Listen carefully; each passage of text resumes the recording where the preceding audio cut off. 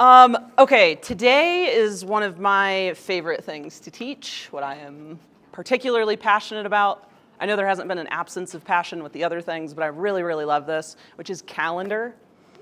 We'll talk more about it in a second, but I'm just so excited that you guys are here. We're gonna spend like 30 to 40 minutes today actually working on our schedules, but per usual, we're gonna do a little bit of education around it before we start diving into it.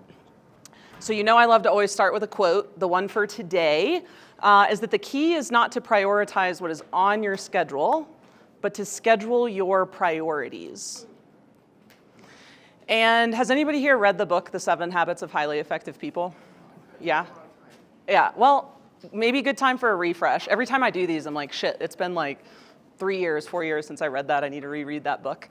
This is another really fantastic, fantastic book.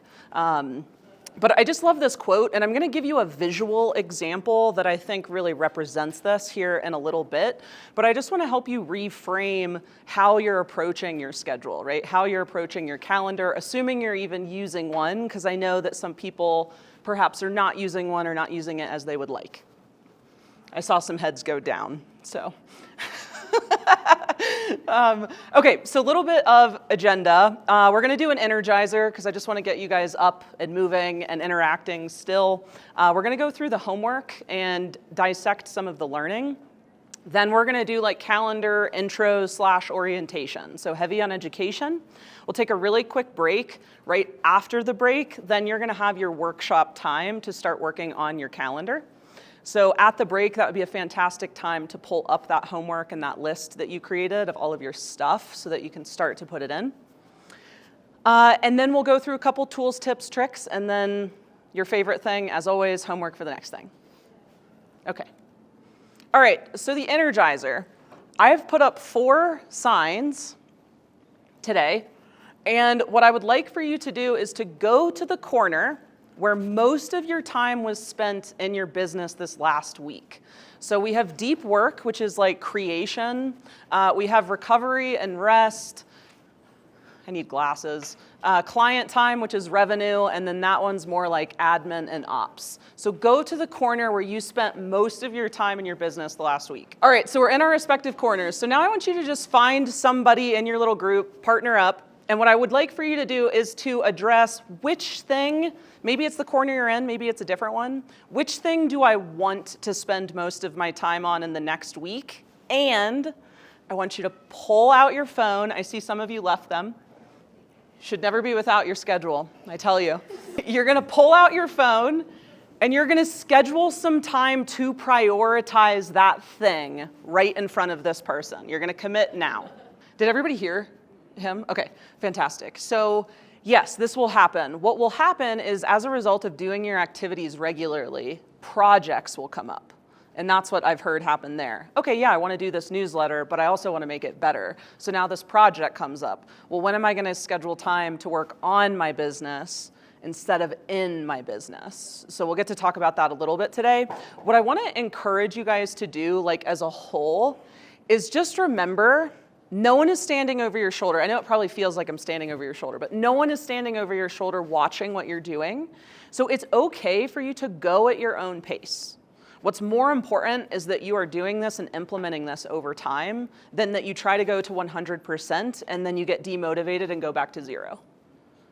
So for example, if one week you had to give up one of your activities to do a project, all I would ask of you is just be conscious of what activity am I giving up this week, and does that feel like the best activity for me to give up this week if I need to do this other thing? So part of what we'll work on today a little bit is prioritizing. Anybody else want to share a program tracker, what's working and what's not working? Yeah, Devin? My paper tallying is not working. Your paper tallying is not working anymore. Okay. What is working for keeping track? I'm trying. You're trying. Yeah, this is good. Working on a system. Okay. Has anybody had success with tallying every day? Could you share a little bit with the class? Maybe this will help Devin.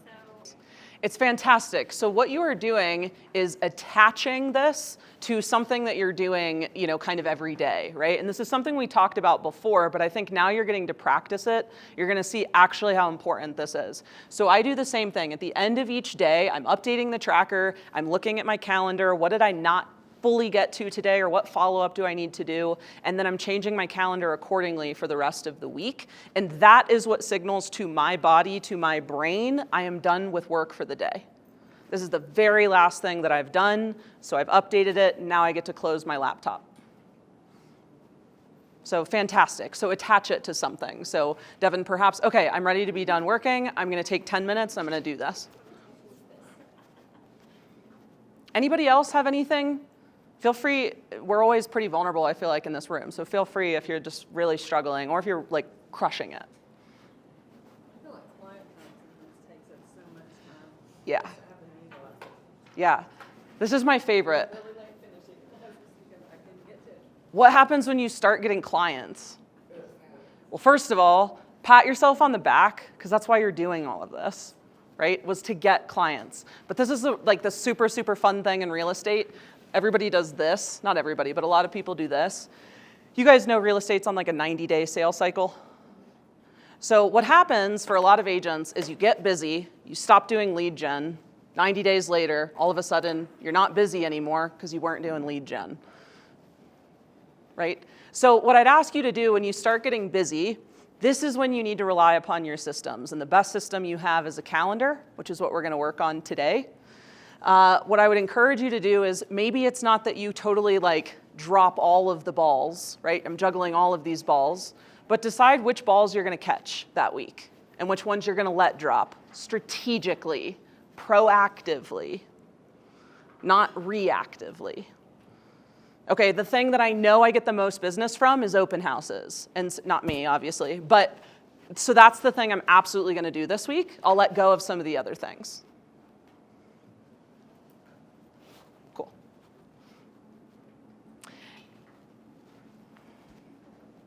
Okay, so the homework was list out all of your current obligations, commitments, et cetera, that you have.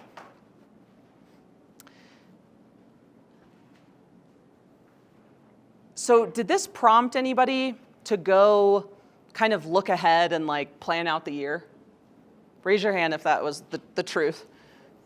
Yeah. So now all of a sudden you have your vacations in for the whole year? Yeah. I highly recommend that you do this as a practice each year. Okay, I'm gonna sit down, I'm getting my calendar together for the next year. You go in, you figure out what your vacations are, et cetera, so that you make sure that that stuff's in there so that it doesn't get missed. So I'm happy to hear that that happened. You guys will be happy when that month comes around and you're like, oh yeah, I've already got the vacation in here, I'm not reacting. I just have to work around it. And then, did anybody have any trouble getting everything set up to one calendar? Thank God, because that tech part is really tricky. Okay. So today, let's start digging in. I told a friend on the way here, I was like, dude, I just love this because I see the overwhelm and the stress, and I just laugh because I just love it so much. So. I just remember, but I know it's good for you, so, okay. All right, so let's talk about first, maybe you're considering, do I really want to lean into the calendar or not? So let's talk about why maybe you would not want to lean into using a calendar. A, you would like to promote stuckness in your life. You love feeling stuck. 2, you love spinning your wheels. It's a good time for you. Procrastination, it's been a way of life, you'd like to continue it. Being late to things. There's no better feeling than being there 15 minutes late after a meeting because you didn't prioritize right. It always makes people feel really respected. You love missing goals. Flaky is maybe your middle name. Or probably the most important, the real one here, maybe you're not really 100% committed to what you said you were gonna do in your plan. When I start working with people and coaching people, that's usually when we've really got an issue with doing the activities. When we dig into it, it was the lack of commitment. So I just want to continue to invite you. You're the one running your business. You're the one looking at your plan. Continue to check in with yourself. Was this a really good idea when I was excited 3 months ago, but there's no way this is going to happen? That's totally fine. Just adjust, right? Don't just keep rocking with it and then shaming yourself every week when you don't hit goals. Adjust. So then we'll get more serious. Why should you use a calendar? You're serious about yourself. You're serious about your business. You guys have already proved that. You're on month 3 of this program. You keep showing up. I don't know why, but you do. You keep showing up.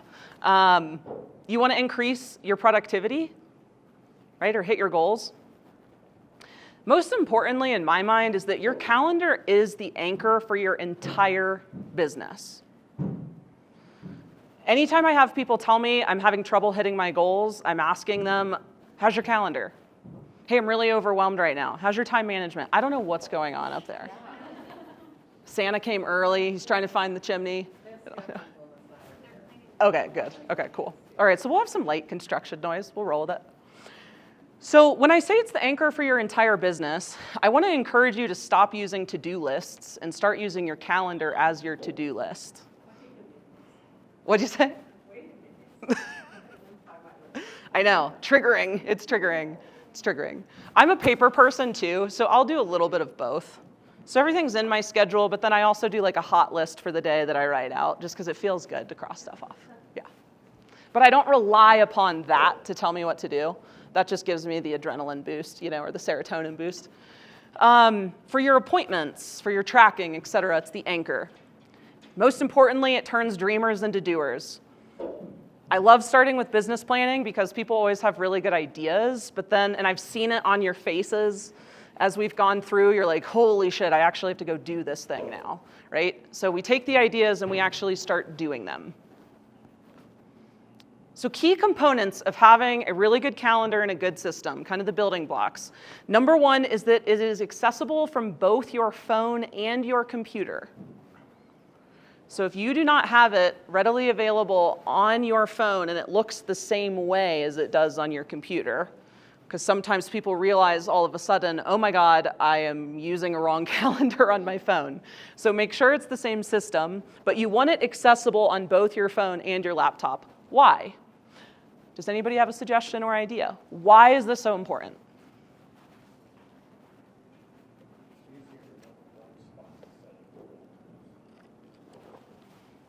Yeah, so that you're using one calendar and not 2 calendars, right?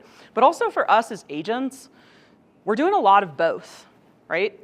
We will be on the computer writing an offer. All of a sudden, we've got to run to a client appointment or a showing. So now we're on our phone. So you should constantly be inputting and moving appointments from both systems.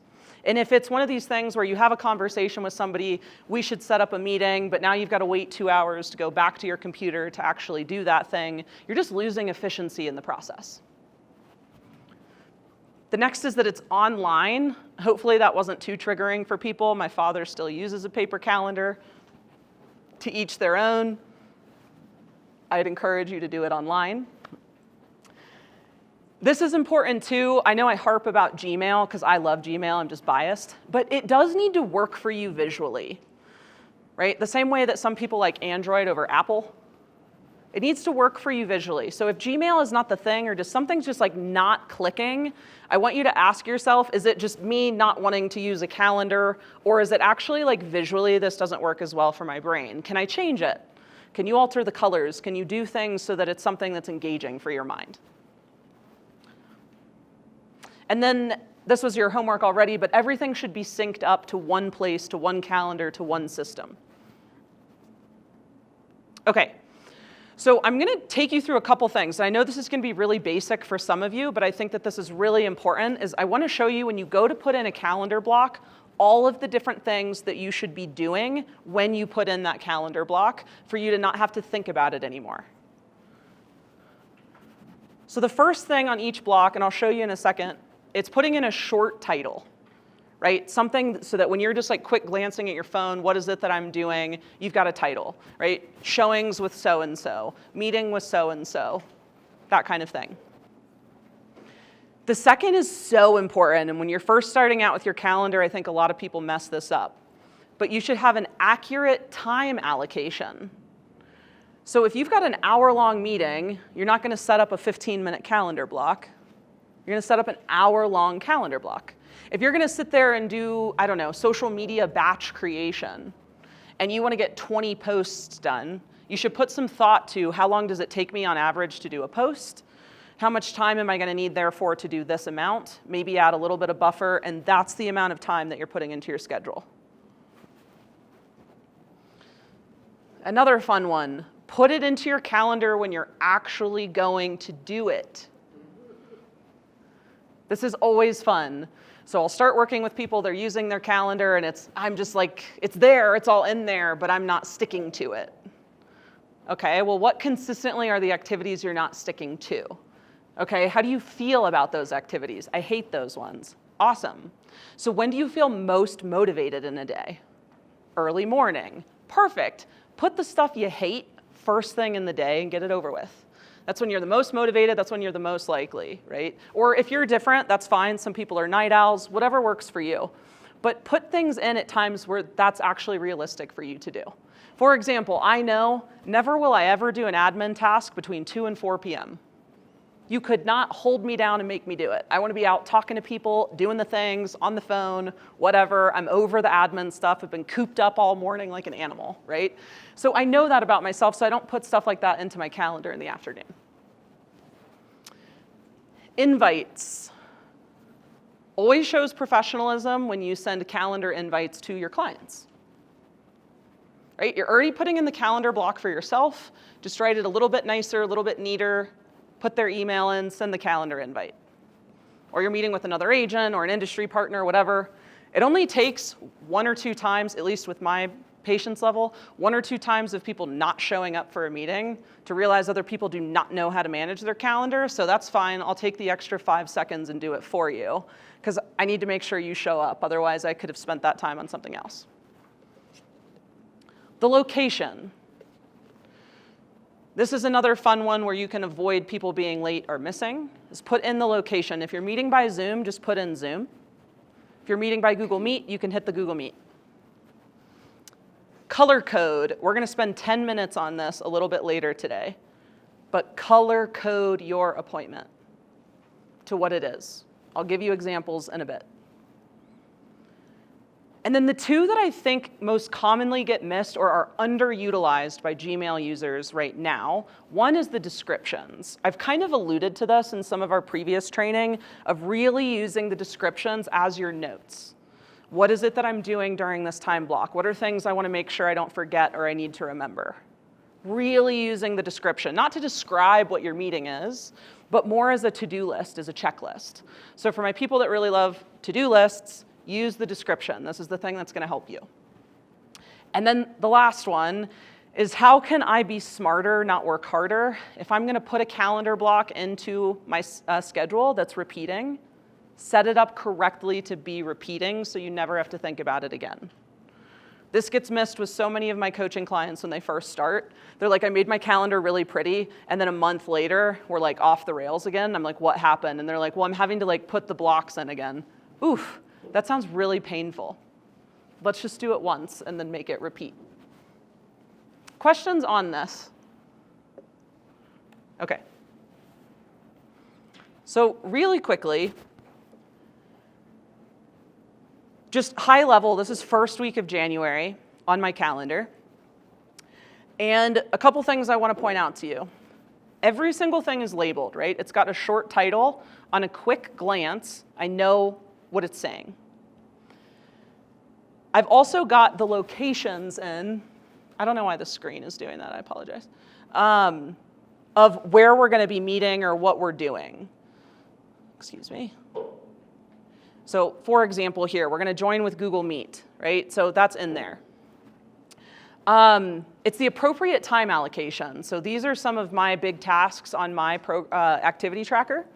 And so I know how long these things take me consistently. So this is the amount of time that I put in. When it's a task I hate, for example, I have a vacancy on one of my rentals. I hate having to advertise it. I always like delay getting into it. I give myself enough time that my bad attitude can still exist, and then I can get to work and still get it done. So being realistic with oneself. Color coding, which we'll talk about in a bit, but when I quick glance at this, I know, okay, awesome, this week, super light on meetings. Thank God. I can probably dress not like this and get to wear sweatpants that week. That sounds great. Questions on anything that you're seeing up here? No, okay. And then for descriptions on handwritten notes, so when you guys first go and set up your appointments, you can put notes in, and then when you make that thing recurring, that will repeat throughout. So for example, if you want like a template for yourself in there. So for me, my handwritten notes each week that I'm doing, these are the ones that I need to do. And then I have this who section. So every time it comes up for me, oh yeah, I see that so-and-so had a birthday. I open up my next handwritten note section and I put their name right here so that when this calendar block comes up, I know that that's the person I need to write for. So in the calendar, it's all one thing. So like when I click, let's say I wanted to schedule something for 2 p.m. on that Friday. I click it, and I can start doing things, right? You can hit more options so that you can actually go through and put everything in, but it's the same. So how I know if it's an appointment or not is the color code. Light blue for me is I have a meeting with somebody. Tasks, so this is something, it depends on what the task is, but when we get into CRM, if it's client related, I would really encourage you to use the tasks in your CRM. Otherwise, I would use the calendar, and when I say use the calendar as your to-do list, I mean, rather than just having a list over here that's arbitrary of all the things that you should get done, let's actually put into your calendar when you're doing it. So we can skip that whole middle step altogether. So I personally would not use the tasks. I would just say, like, if I meet with somebody, so like, let's say Becca and I talk, and Becca's like, hey, I really want this thing from you. Immediately, I'm like, perfect, let's look at our calendar and schedule it. Or if it's something I need to follow up with her on, I will put into my calendar when I'm doing it. And that way, I'm just always moving things ahead. I don't have to worry about forgetting things. Yeah, the task has a kind of a weird function in it. Yeah.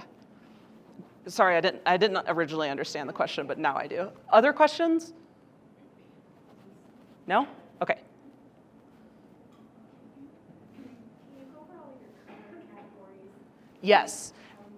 Right after the break, we're going to literally have like a 5-minute thing, and I'm going to make you identify your color codes. Because what works for my mind will work differently for your mind.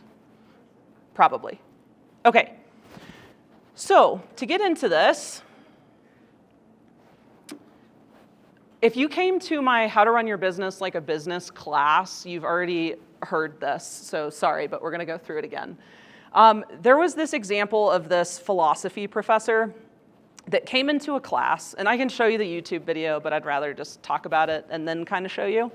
He came into a class and he set down all of these plastic containers that were roughly the same size. And one of them was full of large rocks. One of them was like a third of the way full with little pebbles. Another one was like halfway full of sand. And then another one had like, a third of water, kind of a thing. And he had an empty jar.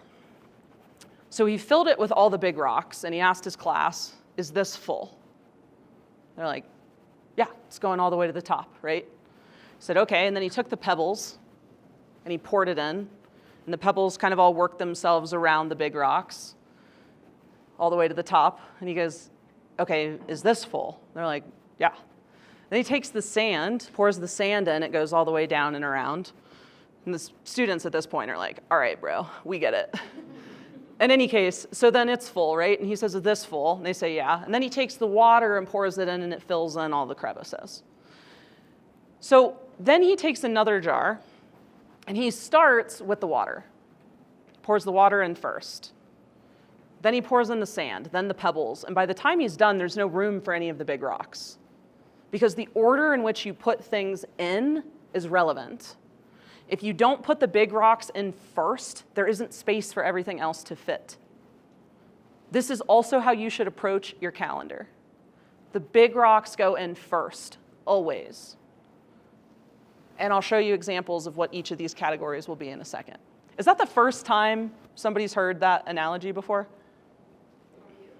Ha, one. One life changed. Okay.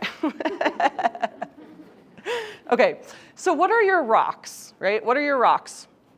And after the break, we're gonna do the quick color coding, then you're gonna spend time on this. So take notes or take pictures of this, because I'm gonna ask you to put your rocks in first. So you're gonna wanna reference this a little bit.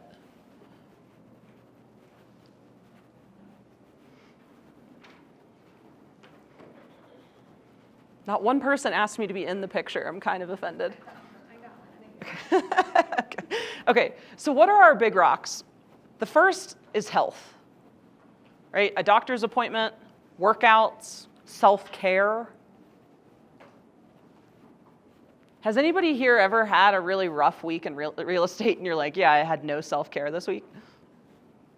Yeah, because you didn't put it in as a big rock, that this is a non-negotiable. I'm gonna have to give something up. I'm gonna have to pay somebody to go show houses that morning because I have a massage and I need it, right? Big rocks. The next is your family anchors, is what I will call them. So if you're in a relationship, having a regularly scheduled date night. If you have kiddos, having family night, right? Or if there's certain days of the week that your kid has soccer games, like Saturday mornings, and you want to be there, then you block off Saturday mornings. What are your anchors for your family? The next would be lead generation.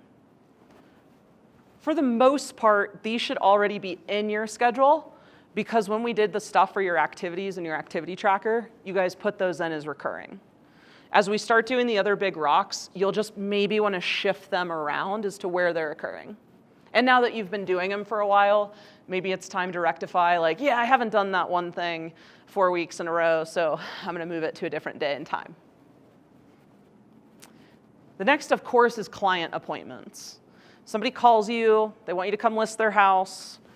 We all know how it goes. That admin time, not as important. I need to go have that client appointment. So that comes up as it goes, but you can pre-schedule these things if you like. I just find that really doesn't work out oftentimes, but you could put in a calendar block every day from, I don't know, 2 to 3 or 3 to 4, client appointment. And that way it's in there. And if you don't have one, you delete it. If you do have one, you can move it around. The time's already allocated. Personally, I don't do that. One of the other big rocks is your CEO time. You are all CEOs of your business. What do CEOs do? They sit down, they look at metrics, they plan ahead. So your CEO time would be a weekly recurring time on Sunday nights to work on your calendar. Your weekly recurring time to fill out your activity tracker. I know that right now this might be one of these things that it's like, well, the activity tracker is kind of like the afterthought. This is your CEO time. Should maybe be a forethought. Vacations, of course, because if you don't block off all those days, they just simply don't happen. Faith, community, any other things like that that's a main recipe for success, not hobbies. Hobbies will be in another category, but things, again, that are your big rocks. And then I consider growth activities to also be big rocks. So for example, like Jeremy talked about, I just got into the DMAR Leadership Academy, right? So immediately I go and I put all of the dates, it's a year-long program, I put all of the dates and times into my calendar for the next year. That's something that I cannot move and will not move. That's something that I have to attend. This is a growth thing for me. So same thing with you guys, you're in this program, you put in all of these dates and times, this is one of your big rocks. So if you've got something you're working on with yourself, something you're building, another business or whatever, you're working on your leadership skills or you're trying to build a team, this would be something else that would be a big rock. Questions on rocks? Let's talk about pebbles. So you guys listed out all the supporting activities for your main activities. We remember doing that. So it's not just the fact that you have an open house, right? You got to source that open house. You got to create the materials for it. You got to advertise it. Maybe you door knock for it. All those supporting activities are your pebbles. Why is it a pebble? Well, technically you can still go do an open house, even if you didn't door knock, right? You just need to make sure that you sourced it. You could still go do an open house even if you didn't post it on your social media. So it's a supporting activity, it's not necessarily a big rock. Friends would be pebbles. The big rock is your family, right? For some people, that might be your chosen family, so that might be different. But if you've got your main family, then friends would be second to that, right? Your family's they're always going to come first. And then the pebbles would be after. Hobbies. I'm trying to learn how to play the piano. Not very well right now, but this is something that's in my schedule. It's in my schedule every week, and it's something that I can move if I need to. Deal or listing maintenance. Okay, I've got a listing on the market every Monday. I send an update to my clients. I do some reverse prospecting. I do some additional advertising, etc. Content creation. Property or house management. If you live in a home, there is stuff that you have to do, right? Which would also be a pebble. Paying your mortgage, getting that garbage disposal replaced, finding tenants, whatever it is. And then systems maintenance. So I know that this is, for a lot of you, you're implementing a 36 touch. We're going to start talking about CRMs, woo woo.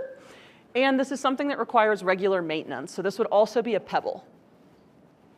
Updating HomeBot, updating Boomerang. Questions on pebbles? Did you get a picture of this one too? Okay, I'll give you 1 second to grab.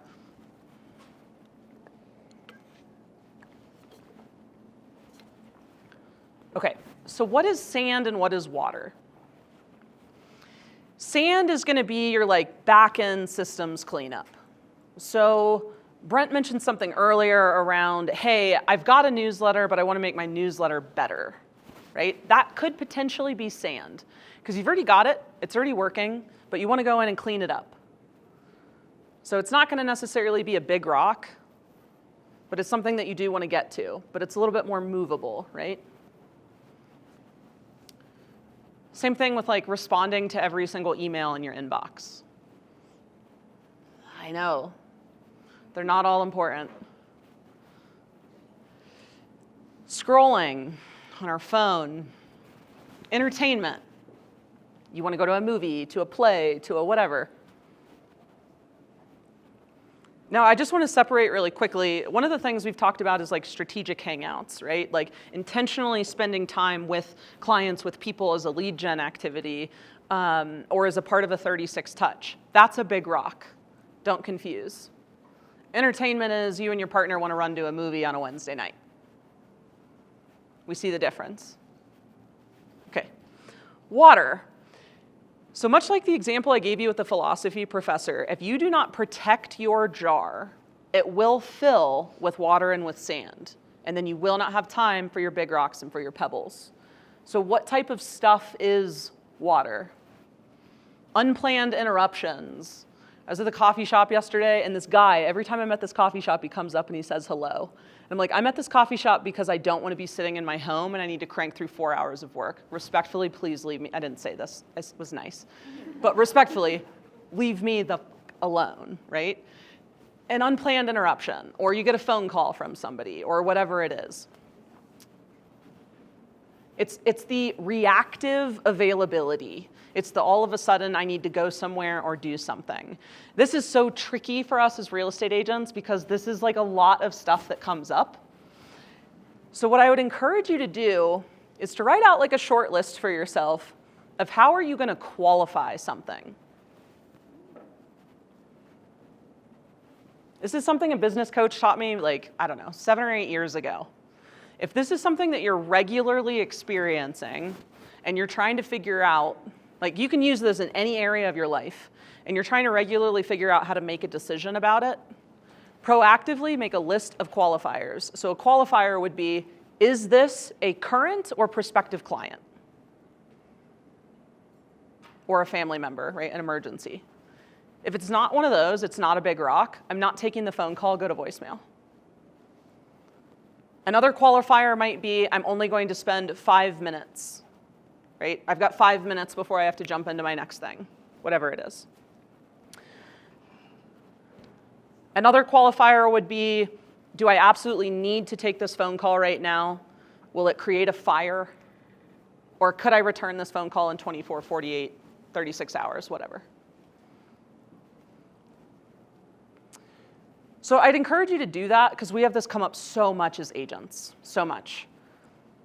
And I would also encourage you, if like one of the things I think that comes up most commonly is clients needing to see houses. Does that feel fair? Like that's maybe the thing that's most disruptive. Does anybody else have something that's like highly disruptive that happens a lot? Listen, the fun thing about husbands is you can get new ones. No, I'm just kidding. I'm just kidding. I'm just kidding. I'm just kidding. I'm just kidding. Mm-hmm. And it's really, like yesterday, I was getting ready to leave the house and I want to go, I want to go. I'm like, no, because I can get this done in an hour and a half and then Yeah. just 4 hours. Of course. I like to call it. Yeah. And it's like taking your best friend to work day. That's not going to be a very productive day, right? Best friend has to stay home some days. I do have to leave before Friday and I told him, I'm like, you absolutely 100% no way on earth are coming with me on Friday. Yeah. So I did set up that, but I'm having a really hard time sitting down right now. Yeah.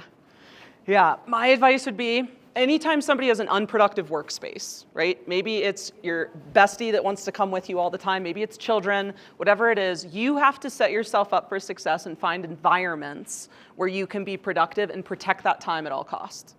So that would be number one. Number two, I'm going to give you a quick tip that my couples therapist gave to my wife and I, because I like to work at the dining table, not in my office, and that's my fault, but I need spaciousness. If there's a room, I can't. So I like to sit at the dining table, but you know what she likes to do when I'm at the dining table? Chit chat. So we came up with a system. I bought these little animals that I put on my laptop and they sit on the dining table. Red is do not talk to me. Do not talk to me. Green is you may interrupt. And so it's my responsibility to put them on there. If she comes up and she's like, I don't see an animal, I can grab one and communicate what I need to communicate with her. So yeah, this is hard, but you got to find the environments where you can, yeah. This is relatively new where this Yeah. is working. Yeah. I'm trying to like do this and focus and be better and so it's really, so I mean, oh, you know, he's always like, well, your husband wants to spend time with you, you should be thankful for that. And I'm like, oh. My husband also wants me to pay for vacation, so I don't know. No. Sorry, go ahead. I have a friend who is a senior, and when her husband retired, she said, I married you for better or worse, not for lunch every day. I love that. Love that. For the recording, she said, I married you for better or for worse, not for lunch every day. Yeah, that's real. That's funny. It's really funny.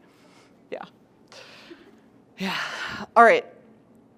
So let's talk about when things should go into your calendar. You've got an idea of the categories and what, but when. Rocks, as we've already talked about, when you will do them, when you are realistically going to do those things. And this applies to everything that you're putting in as a big rock. So date night, for example. My wife and I had to play a little bit around with like, what are the nights of the week where we can actually commit to this, right? And the one that worked best for us was Friday nights. And so it's in our schedule and that's when it's gonna happen, yada, yada, yada. We moved to Saturday nights and then she kept booking, she's a photographer, kept booking weddings.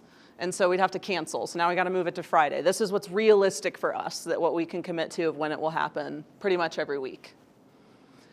Also prime time, right? So if you're gonna door knock, for example, before an open house, probably like 10 a.m. to 2 p.m., not the best time on a weekday to door knock for that open house.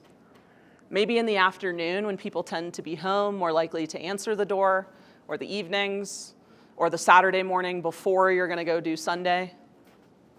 So prime times.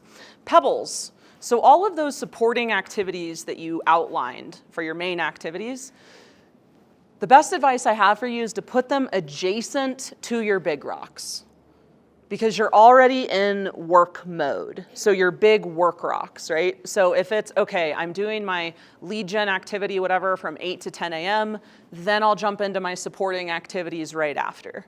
They're not as high priority, so it doesn't require the same necessarily level of demand or focus, and they're not quite as important, but I'm in the mode, I'm in the flow, I have the momentum, so I'll do those shortly after. Sand. So I've got something in my schedule every Monday, and I will use it a little bit different than you likely because I have an assistant, but I highly recommend that you implement this too, which is catch-up time. Not ketchup like you put on a burger, but like catch up, like I want to catch up. So on Mondays, I've got 1 hour of catch up time.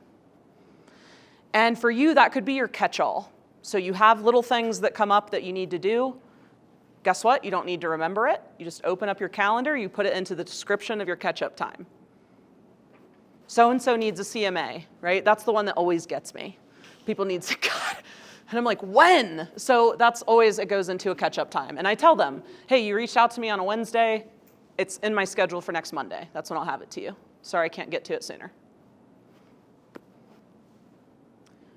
If you have an assistant or you have a TC you communicate with regularly, this is a really good thing to use as a tool. So my assistant gets to put things into that time that she needs from me.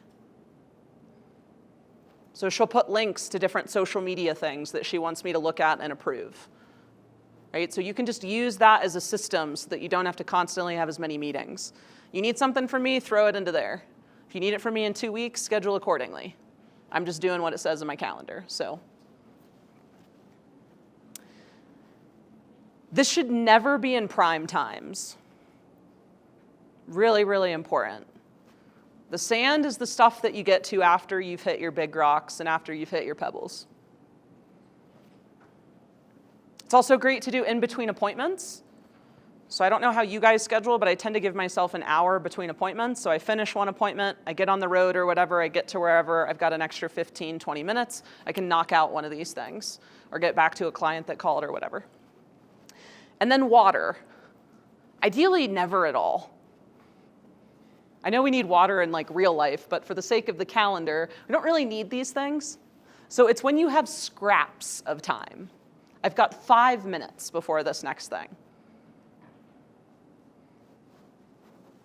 Questions on the when? Okay, we're feeling good.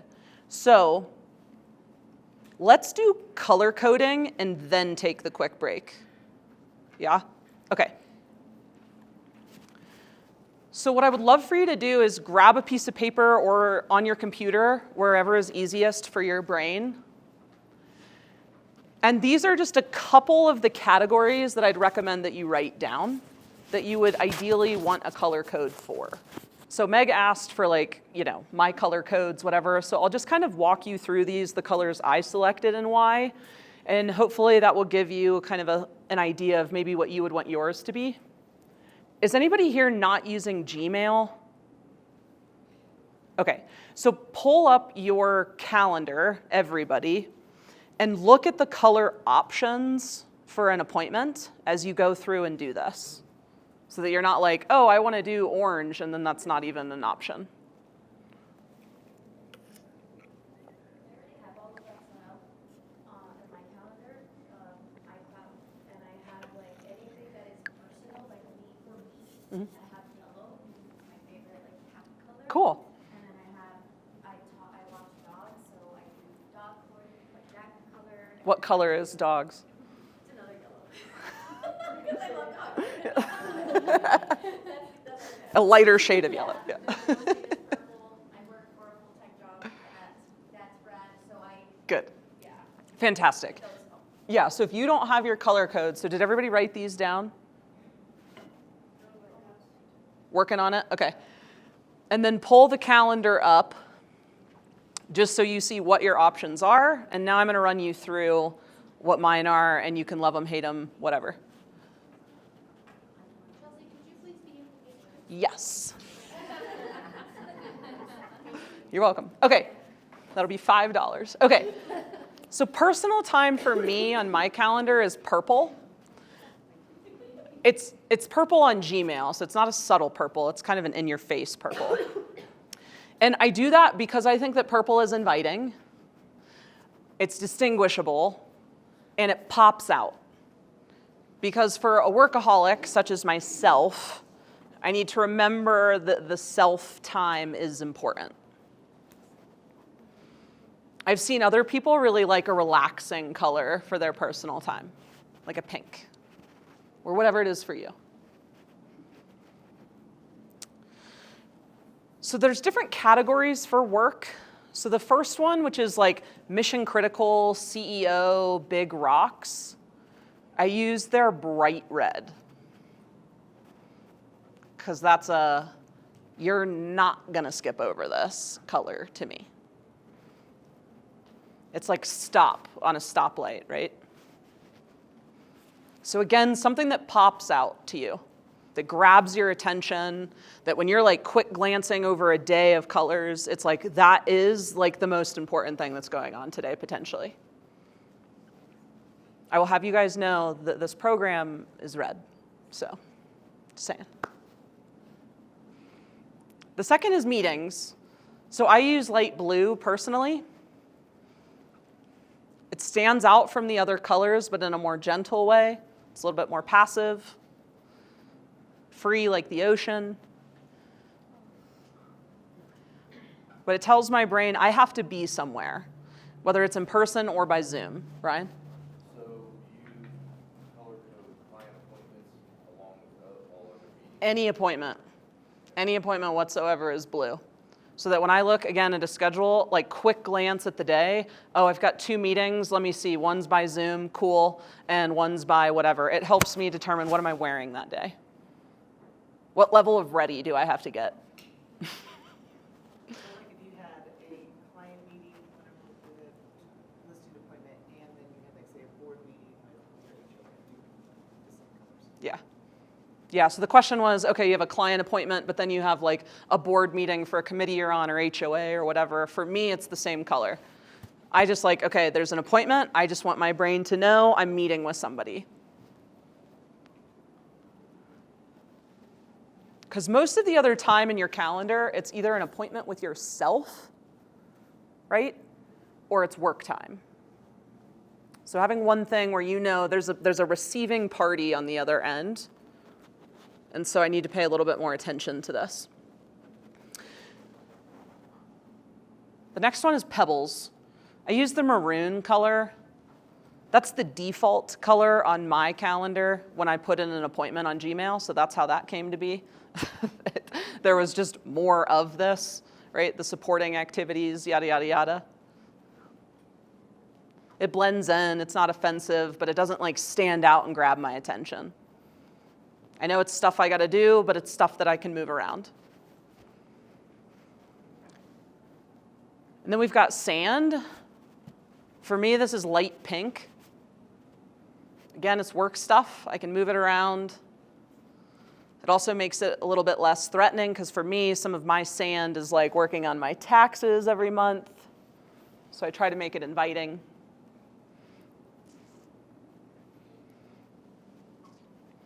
My CRM time, hate doing it. I make it pink. That might be a big rock for you though. Your life, and you guys are writing out your colors, right, as you're going through? Okay. My life stuff is that dark blue that you saw on there.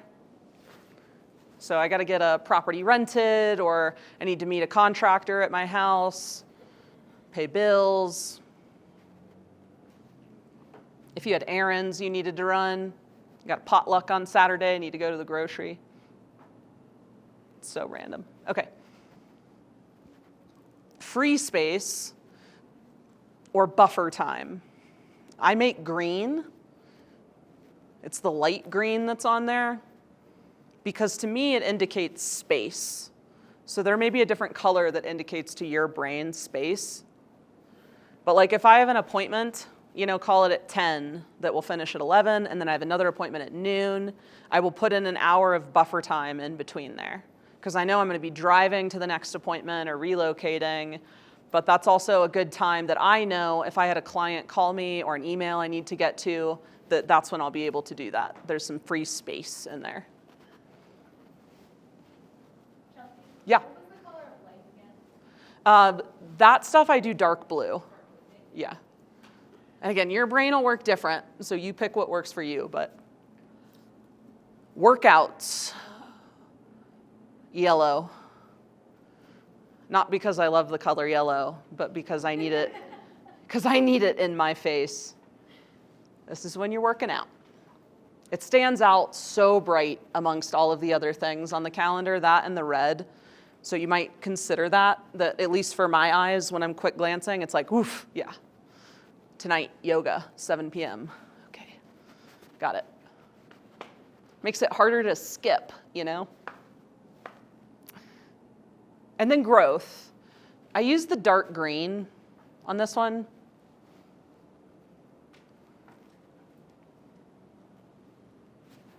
Feels good, I don't know.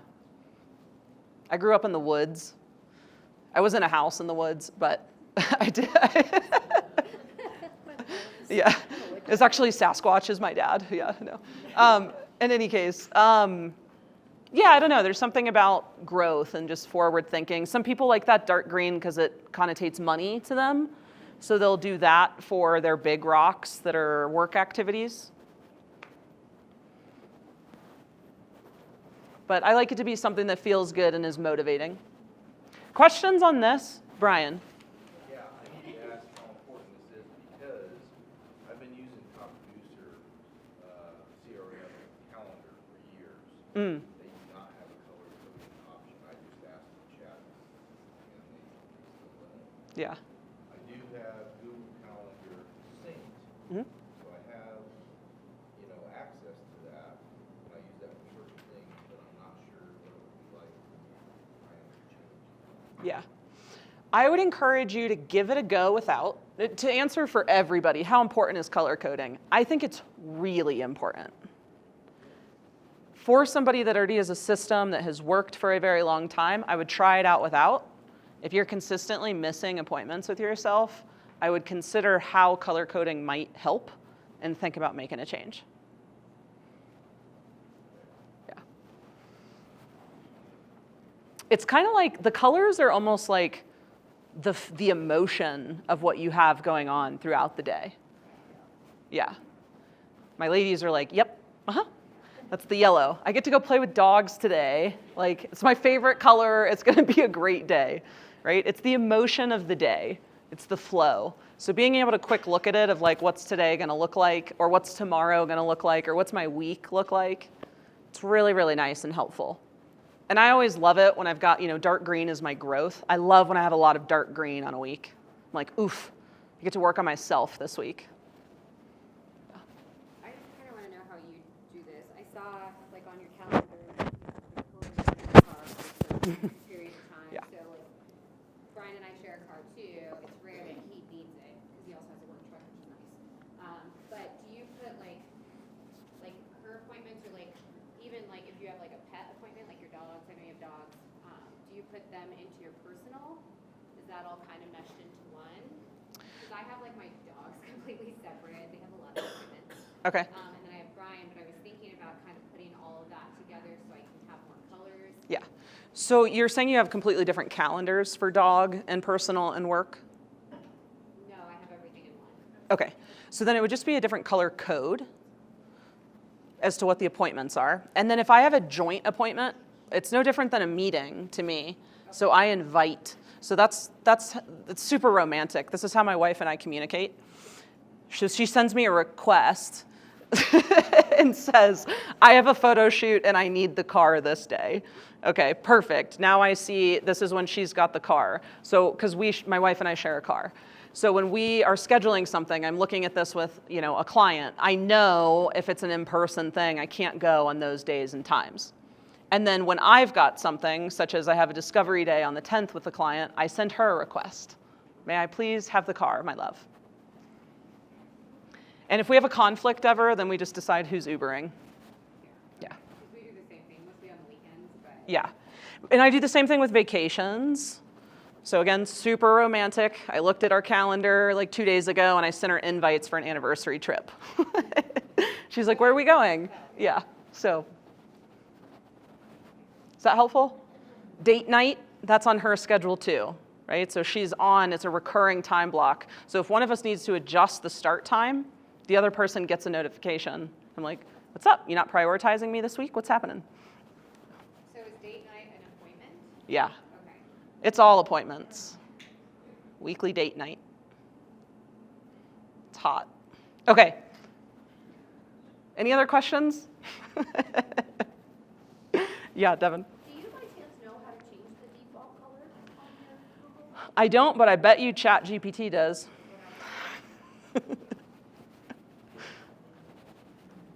Other questions? No? Okay, 5-minute break. And then when we get back, we will jump into doing the things. Just to gauge how we're doing on time, does anybody not have their big rocks in for the year? Is anybody still working on big rocks? I just have one more. Ish. Okay, so almost done with big rocks. Good.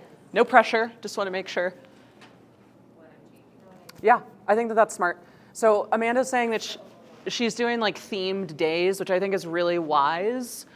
Of course, in real estate, that can get completely upended, but it's a really good way to start doing this. Like for example, on Mondays, never will I ever show a home on a Monday because that's my meeting days. I've got my coaching clients, I'm meeting with my admin, right? I'm doing this, I'm doing that. And it's a lot of my like activity tracker activities that I just crush through before I get busy before the weekend. So it's very smart. And then I want to make one more little just gentle reminder as you're working, because this always happens to me. As I start working on my calendar, a project or something will come up. And next thing I know, I'm 5 minutes into that thing. Don't do that. Just schedule when you're going to work on that thing. So for example, I was working on my calendar the other day. I was like, shit, I got to book flights for March. 10 minutes later, I'm looking at booking flights for March. And it's like, girl, just put it in your calendar to do it tomorrow night. Yes, it's the ADHD. It'll get you. It'll get you. So if you're knee deep in a project right now, it's okay. Good awareness, pull yourself out, get back to your calendar. Okay, really quick before we get rocking, before we go start talking about the homework, CEO time, I just want to make sure that this does not get missed because it's a big rock, right? So one, you should have a recurring time block. My recommendation is Sunday evenings. It's at least an hour, ideally. You're updating your activity tracker for the week, and you're organizing your calendar. Yeah, Sunday mornings, Sunday evenings. I've had coaching clients try to do it on Friday, and that's never stuck before. So try it, and if it works for you, fantastic. But as agents, we're doing a lot of stuff on weekends, it seems like, right? So then Sunday rolls around or Monday rolls around and your activity tracker is wrong again, and it's just sheer chaos. So, and then 2 other really important ones that you probably don't have in there right now. So we're trying to build like a system for ourselves for the future so that you guys don't have to go back and listen to all of these recordings again next year. That would suck because it'd be about 15 hours worth of recordings of the program. So when we think about setting up a system, what you guys are doing right now is something that you need to do every year, right? So if it's something that you want to repeat with yourself, put it into your schedule. So I would recommend a recurring quarterly block before the quarter is up.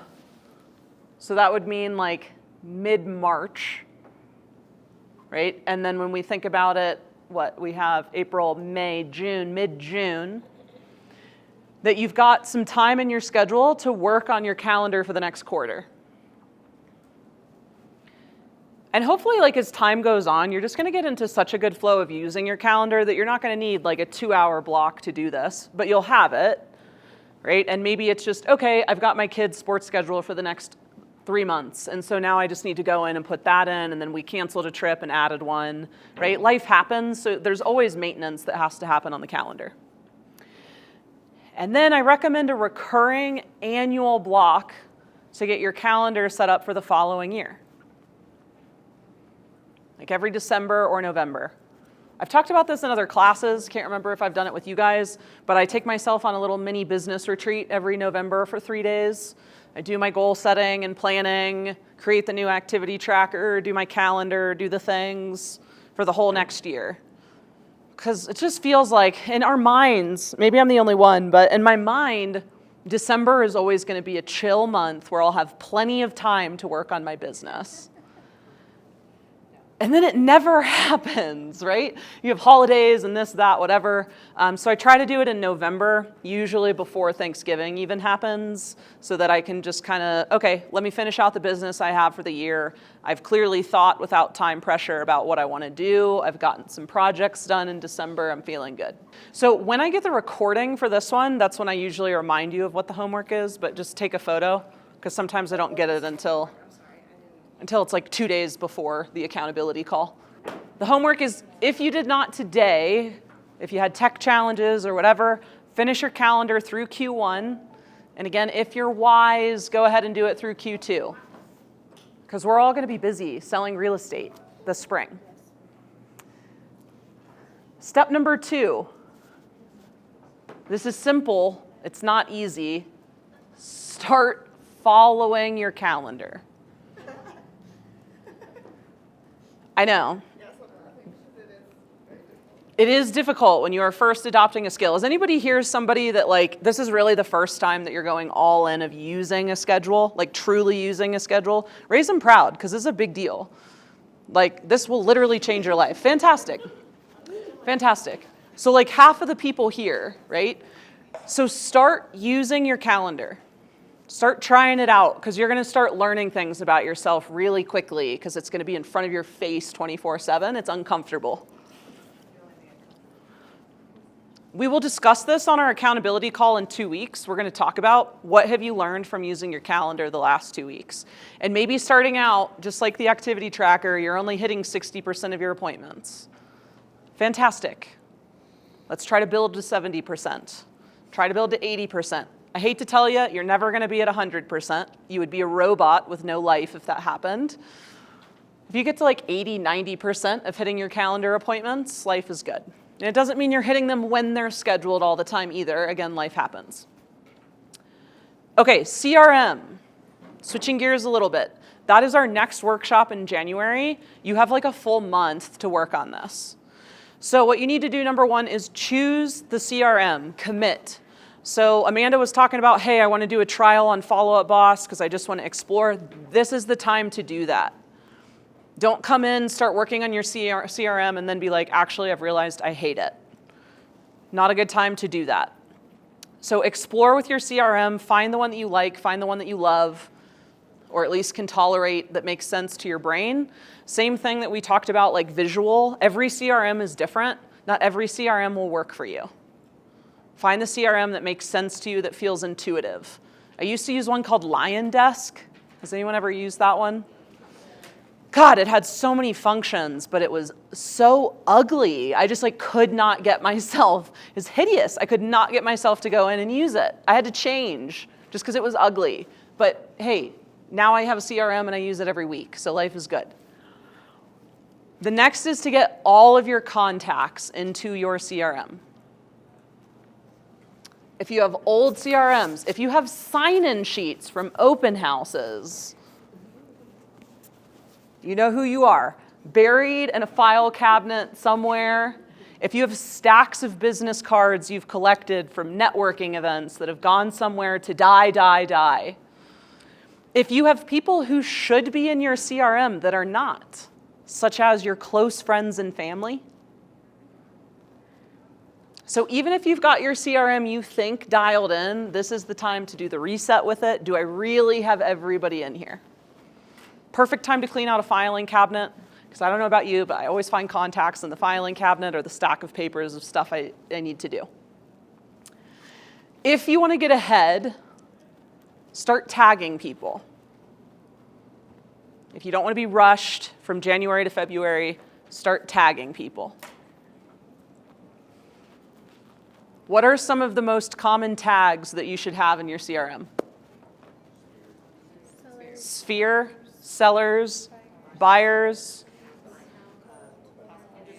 Wait. Types of clients, right? So like cold lead, prospect, warm lead. Who else? Don't ever answer their call because they're Spam. Past client. Ooh, not one person said 36 touch. Ooh, what have we even done the last 3 months? And the pillars, I label my pillars Label them as pillars, absolutely. This was a social media person, right? What was the lead source? The good news is it's not going to be it's not going to be 2,000 people that you have to do that for. It's going to be the number of past clients you've had in your career plus some prospects. So it's going to sound overwhelming. It's not that bad once you start getting into it. A couple others that I did not hear mentioned: contractor. Another would be an industry partner. So title reps, lenders, etc. And then I have 2 categories for agents. I have 3 categories for agents, excuse me. Denver agents, so Denver-based, you're local. Out-of-state agents, go fuck yourself. That's the 3rd one. No, I'm just kidding. I don't actually have that in there. For the local one, yeah, so the way that I have things set up for myself is that I don't really do manual input like ever on my CRM. So I use a software called Make, and Make syncs for my email and different things and automatically puts people in. And then all I have to do is go in and clean up the contact. So many. I had 6 closings last year from out-of-state agents. So far, I have like 5 people I'm working with right now, referrals from out-of-state agents. That was a slow build. This was something I started back in 2020. And now 5 years later, I'm like, cool, I can count on at least like 5 to 7 deals a year from these people. Highest dollar per hour. So to answer your question, because people just automatically get put into mine, it's just labeled as a Denver agent. There's no other additional category. Yeah, I get a lot of compliments from my out-of-state agents of, oh, I love your newsletter, because they all get it, right? But it keeps me top of mind with them, which is part of how we get our business. Well, it's still active. It's a cold lead. And so you're looking for something to do on a rainy day. I need some business right now. Go through that cold lead list. I know. Any other categories we didn't mention that anyone wants to say for tagging? No? Okay. We're going to focus on that on the next accountability call, but just in case you want to get ahead. Brian? Yeah, the referral source. Yeah, where you got them from. Lead sources are so important to put in there. The other thing I put in there is I do a lot of like events. And so I'll put the specific date of an event or the type of class that they came to. So this was a home buying 101 prospect. This was a house hacking prospect. Investor, that's another one we did not talk about. Very important. You know all those fix and flip people that text us, like 5 a day? Oh my God. Yeah. Also, not the worst people to put into a spreadsheet or into your CRM with their phone number and like fix and flip, tag them, and then you have that listing, that appointment that you go on, and you're like, hey, let me try to sell it off market for you. I'll send it to this list. You pull those people, bam, done. Of like who specifically the referral came from. I always put that in the notes of my clients. I personally do that.